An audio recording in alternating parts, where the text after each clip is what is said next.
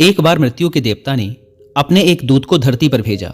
एक स्त्री मर गई थी, उसकी आत्मा को लाना था। देवदूत आया, लेकिन वह वहां की स्थिति को देखकर दुविधा में पड़ गया। उसने देखा कि 3 छोटी छोटी बच्चियां उस स्त्री की लाश के पास पड़ी हुई हैं।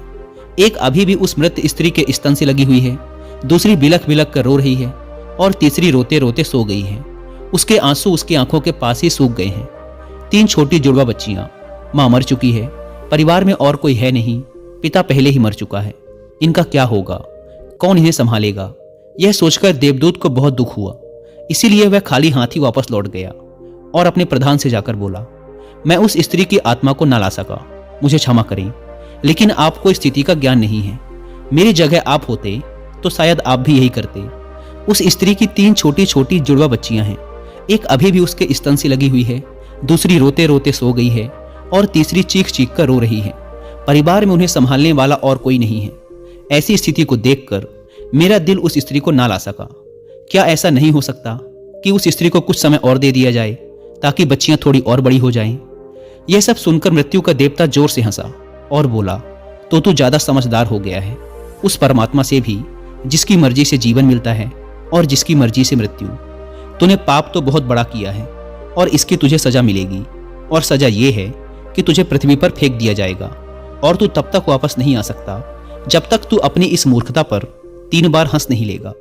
देवदूत राजी हो गया इस सजा को भोगने के लिए। उसे पूरा भरोसा था कि सही तो मैं ही हूं, फिर हंसने का मौका ही क्यों आएगा। देवदूत को जमीन पर फेंक दिया गया। ठंड का मौसम था। वह एक सड़क के किनारे नग्न अवस्था में पड़ा हुआ था। उसी समय एक चमार वहां से गुजरा। वह कुछ पैसों की व्यवस्था करके ठंड के मौसम में अपने बच्चों के लिए गर्म कपड़े और कंबल लेने बाजार जा रहा था। रास्ते में उसने एक नग्न व्यक्ति को ठंड में ठिठुरते देखा तो उसे उस व्यक्ति पर दया आ गई। उसने अपने बच्चों के लिए गर्म कपड़े और कंबल लेने के बजाय उस नग्न देवदूत के लिए कपड़े और कंबल खरीद लिए। उस नग्न व्यक्ति ने कहा, मेरा कोई घर परिवार नहीं है और ना ही रहने की व्यवस्था है। इस भयानक ठंड में मैं क्या करूंगा? चमार ने कहा, तू चिंता मत कर, तू मेरे साथ मेरे घर में रहना, लेकिन ध्यान रखना, मैं अपने बच्चों और पत्नी के कपड़ों के लिए जो पैसे लाया था उससे मैंने तेरे लिए कंबल और कपड़े खरीद लिए हैं और अब तुझे घर भी ले जा रहा हूं। इसीलिए मेरी पत्नी गुस्सा जरूर होगी और शायद भला बुरा भी कहेगी, लेकिन तू परेशान मत होना, कुछ दिनों में सब कुछ ठीक हो जाएगा। उस देवदूत को लेकर चमार घर पहुंचा। अब ना तो चमार को पता था कि जिसे वो ले जा रहा है वो देवदूत है, और ना ही पत्नी को पता था कि जो आया है वो देवदूत है, जिसके आते ही घर में खुशियों की बाढ़ आ जाएगी। जैसे ही चमार देवदूत को लेकर घर पहुंचा और पत्नी को सारी घटना बताई, पत्नी तो गुस्से से आग बबूला हो गई। वह चमार पर बरस पड़ी। बहुत भला बुरा कहा उसने, बहुत चीखी चिल्लाई।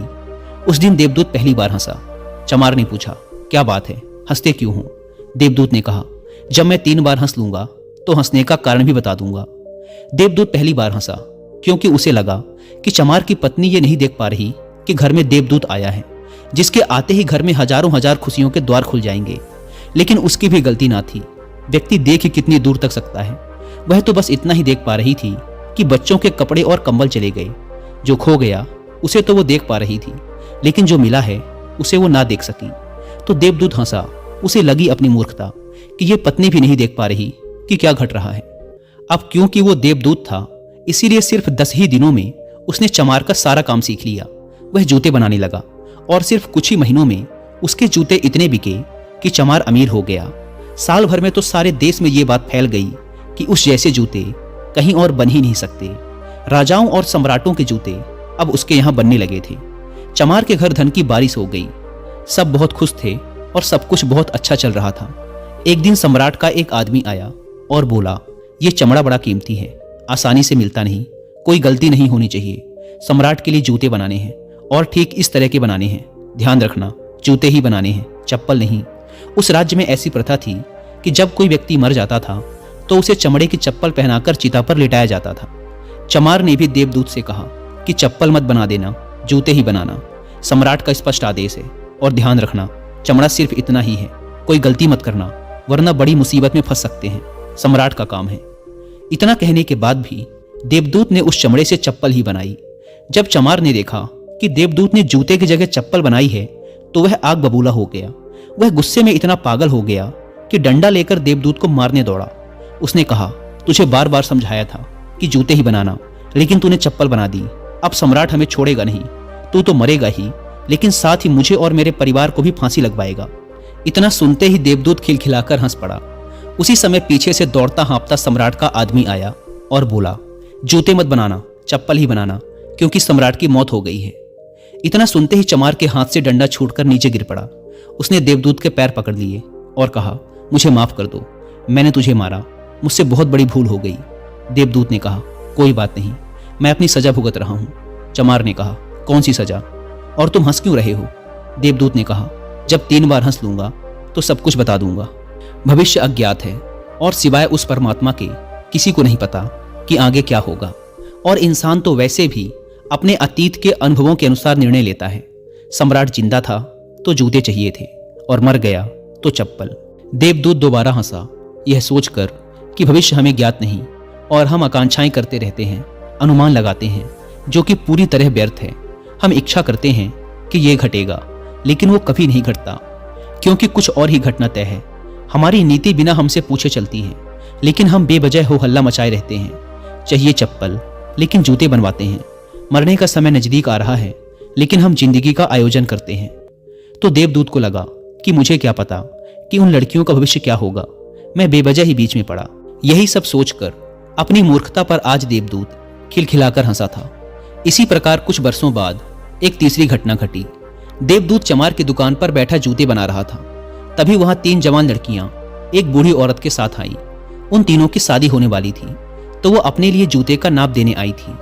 देवदूत उन्हें देखते ही पहचान गया कि ये वही तीनों लड़कियां हैं जिन्हें वो उनकी मृत मां के पास छोड़कर आया था, जिनके कारण आज वो ये सजा भुगत रहा है। वो तीनों देखने में स्वस्थ थी, सुंदर थी, और उन्हें देखकर लग रहा था जैसे वो किसी बड़े घराने में पली बढ़ी हों। उसने उनसे पूछा, तुम्हारे साथ ये बूढ़ी औरत कौन है?